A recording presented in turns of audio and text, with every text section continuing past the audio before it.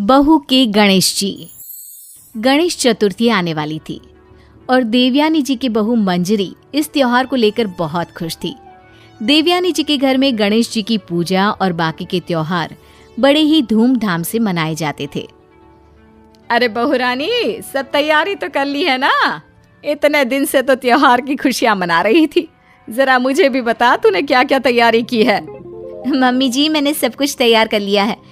प्रसाद और भगवान की पूजा कहाँ पर करनी है, उन्हें कहाँ पर स्थापित करना है, सब कुछ डिसाइड कर लिया है। अब तो बस गणेश जी की प्रतिमा लाना बाकी है। उस बात की चिंता मत कर, मैं कल ही तुम्हारे ससुर जी के साथ बाजार जाकर एक सुंदर सी मूर्ति ले आऊंगी गणेश जी की। ठीक है मम्मी जी, ये काम आप कर देना। फिर देखना, हमारे घर भी गणपति बाप्पा बड़ी धूमधाम से आएंगे। त्योहार आने में अभी 2 दिन बाकी थे। शाम के वक्त, मम्मी जी, मैं जरा अपनी सहेली के घर जाकर आती हूँ, कुछ जरूरी काम था। लौटते में बाजार से सब्जियां भी लेती आऊंगी। अच्छा ठीक है बेटा। मंजरी अपनी सहेली के घर पहुंचती है।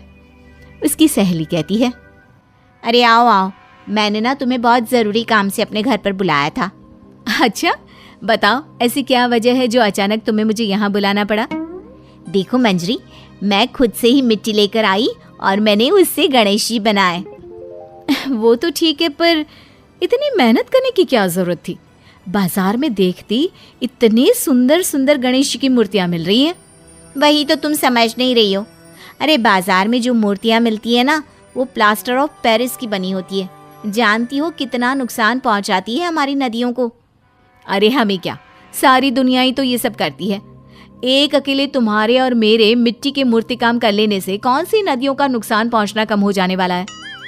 बस यही समझाने के लिए तुम्हें अपने घर बुलाया था। देखो, मैं तो कहती हूँ तुम भी अपनी मूर्ति खुद से बना लो। अरे नहीं नहीं, मुझसे इतनी मेहनत नहीं होती। कौन इतना काम करे? वैसे भी ससुराल में काम कम है क्या? और मेरी सासू माँ ने तो सारी की सारी जिम्मेदारी मेरे ऊपर छोड़ दी है। जैसी तुम्हारी इच्छा। मैं तो चाहती थी कि इस बार तुम भी अपने गणेश जी खुद ही बना लेती।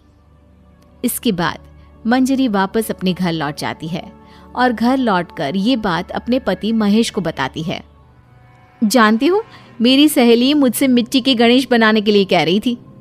अरे ये तो बहुत अच्छा आइडिया है, तुम्हें अपनी सहेली की बात मान लेनी चाहिए थी। अरे लेकिन उसमें कितनी मेहनत लगती है और कितने सारे काम करने बाकी हैं अभी।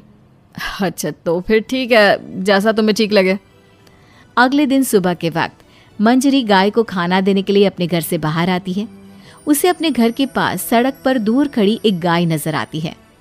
मंजरी उसके पास खाना देने गई। उसने देखा कि गाय वहां सड़क पर पड़े प्लास्टिक के डिब्बे को चबा रही थी और देखते ही देखते वो डिब्बा गाय के गले में जाकर अटक गया। अरे कोई मदद करो, देखो ये गाय मर जाएगी, इसके गले में प्लास्टिक का डिब्बा अटका है। अरे बहन जी, ये तो रोज का काम है। कोई ना कोई कचरा प्लास्टिक यहाँ वहाँ फेंक देता है और बेचारे इन जानवरों के लिए मुसीबत हो जाती है। तभी मंजरी की आवाज सुनकर उसका पति महेश वहां पर आ जाता है। अरे क्या हुआ? सब ठीक तो है ना?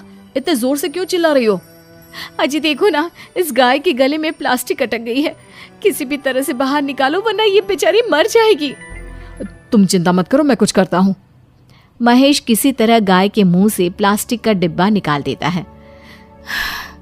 ये तो बहुत अच्छा हुआ, आपने बचा लिया, वरना मैं तो देख ही नहीं पाती। त्योहार से पहले अगर गौ माता की मौत हो जाती तो कितना बड़ा पाप पड़ता। न जाने कैसे लोग हैं, ऐसे ही सड़क पर प्लास्टिक डाल देते हैं। हाँ, तुमने बिल्कुल ठीक कहा। अच्छा हुआ तुम दोनों ने उस गाय को बचा लिया, वरना कितना बड़ा पाप चढ़ता। चाहे काम कोई भी करे, लेकिन जानवरों को तकलीफ होती है ना, तो दिल बड़ा दुखता है। मम्मी जी, मुझे लगता है इसीलिए मेरी सहेली मुझे समझा रही थी कि हमें मिट्टी के गणेश जी बनाने चाहिए।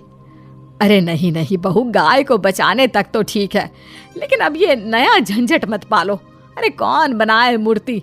मुझे तो बिल्कुल भी नहीं आती। अगर तुम बना सकती हो तो ही ये काम करना। बनानी तो मुझे भी नहीं आती मम्मी जी, लेकिन आज गौ माता की जो हालत देखी ना, उसे देखकर लग रहा है कि मेरी सहेली बिल्कुल सही कह रही थी। माँ और मंजरी, तुम दोनों को इस बात की चिंता करने की जरूरत नहीं है। ये काम तुम मुझ पर छोड़ दो। लेकिन क्या करने वाले हो आप? हाँ बेटा, जरा हमें भी तो बताओ क्या करने वाले हो। माँ बस आप ना शाम तक का इंतजार करो, फिर देखना। मंजरी और देवयानी जी को कुछ भी समझ में नहीं आता, लेकिन वो महेश के कहे अनुसार शाम होने का इंतजार करती है। शाम को जब महेश ऑफिस से लौटकर घर वापस आता है तो एक पैकेट में बहुत सारी गीली मिट्टी लेकर आता है। अरे महेश बेटा, इतनी सारी मिट्टी क्यों लेकर आए हो? माँ, ये इको फ्रेंडली गणेश जी बनाना था ना, इसलिए। हाँ, लेकिन बहू ने बताया था ना कि उसे बनाना नहीं आता, और मुझे तो बिल्कुल भी नहीं आता बेटा। माँ, मैंने उसका इंतजाम भी कर दिया है। वो भला कैसे?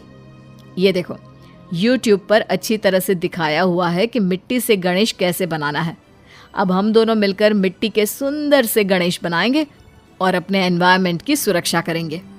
YouTube का वीडियो देख देख कर महेश और मंजरी ने गणेश जी की बड़ी ही सुंदर सी प्रतिमा बना ली।